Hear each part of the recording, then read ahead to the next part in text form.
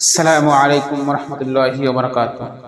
আমরা সকলেই অবগত আছি যে গতকালকে শরীয়তপুর জেলায় একটি মেয়েকে তিনজন পুরুষ মিলে ধর্ষণ করেছে। এই ধর্ষণের বিচার এখনো সে পায়নি। কেন পায়নি আর ধর্ষণটা কেন হলো সে বিষয় নিয়ে আজকে আলোচনা। ধর্ষণটা হওয়ার একমাত্র কারণ হলো বাংলার জমিনে বাংলাদেশে ইসলামী শাসন ব্যবস্থা না থাকার কারণে ধর্ষণটা হয়েছে। দিনের পর দিন ধর্ষণ হচ্ছে কেন? কারণ সঠিক বিচার না হওয়ার কারণে। যদি দেশের সঠিক বিচার হতো, মানুষ জনগণ সঠিক বিচার পেত, তাহলে কখনো ধর্ষণের মতন জঘন্য একটা খারাপ কাজ মানুষ কখনো করার সাহস পেত না। যেহেতু দেশে বিচার নেই, যে যার মতন চলছে, সেজন্য ধর্ষণের মতন জঘন্য কাজটাকে মানুষ সহজ করে নিয়েছে। এই কাজটা যদি দেশের মধ্যে শরীআই আইন থাকতো, শরীআই বিধান থাকতো, ইসলামী বিধান থাকতো, তাহলে ধর্ষণটা কখনই হতো না। ধর্ষণ কমে যেত, অন্যায় জুলুম নির্যাতন এগুলো একেবারে কমে যেত, ইপটিজিং কমে যেত।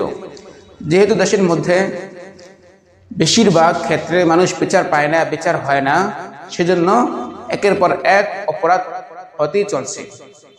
তো এই ধর্ষণ নামক জঘন্য অপরাধ থেকে বা ধর্ষণ নামক জিনিসটা থেকে আমরা বাঁচবো কিভাবে? আমাদের মা বোনদেরকে, আমাদের মেয়েদেরকে, আমাদের স্ত্রীদেরকে আমরা কিভাবে বাঁচাবো?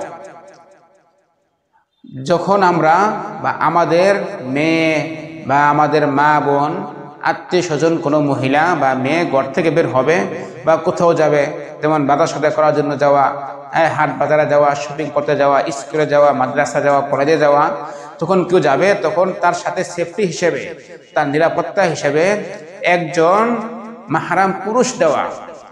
যদি তার সাথে একজন মাহরাম পুরুষ থাকে, কোনো নারীর সাথে যখন একজন মাহরাম পুরুষ থাকবে, তখন কোনো লম্পট, লুচ্চা, বদমাইশ ইপটিজিং করার সাহস পাবে না, দুঃসাহস সে দেখাবে না। কিন্তু যখন একটা মেয়ে একা একা রাস্তা দিয়ে হাঁটে, তখন লুচ্চা বদমাইশরা ইপটিজিং করার সাহস পেয়ে যায়, সুযোগ পেয়ে যায়। কিন্তু যখন একজন মেয়ের সাথে বা নারীর সাথে একজন পুরুষ থাকে, তখন লুচ্চা বদমাইশরা এতটা সাহস পায় না, যতটা সাহস পায় সে একা থাকলে।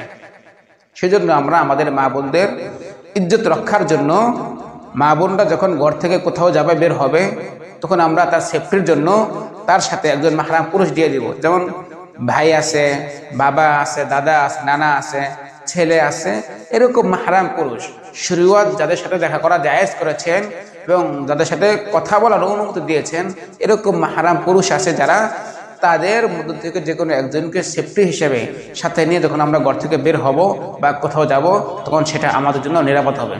আরেকটা বিষয় হলো, আমরা বোরকা পরে সব জায়গায় যাওয়ার চেষ্টা করব। তাহলে এই যে ধর্ষণ হচ্ছে, এটা একেবারে অনেকটা কম হয়ে যাবে। কারণ যখন কেউ বোরকা না পরবে, খোলামেলা বের হবে, তার চেহারা দেখিয়ে, তার অঙ্গ প্রত্যঙ্গ দেখিয়ে বের হবে, ঘর থেকে রাস্তাঘাট যাবে, তখন মানুষের কুপ্রবৃত্তি এটা বেড়ে যাবে। তো মানুষ আকর্ষিত হবে, আকর্ষিত হয়ে তার দিকে তাকাবে এবং তার ভিতরে একটা লোভ লালসা তৈরি হবে। সেজন্য আমরা, যেহেতু আমরা মুসলিম, আমাদের পর্দার বিধান রয়েছে, পর্দা করা ফরজ, সেই হিসেবে আমরা পর্দা করে, অর্থাৎ বোরকা পরে, হাত মোজা, পা মোজা, নেকাব, মুখমণ্ডল ঢেকে আমরা ঘর থেকে বের হওয়ার চেষ্টা করবো ইনশাআল্লাহ।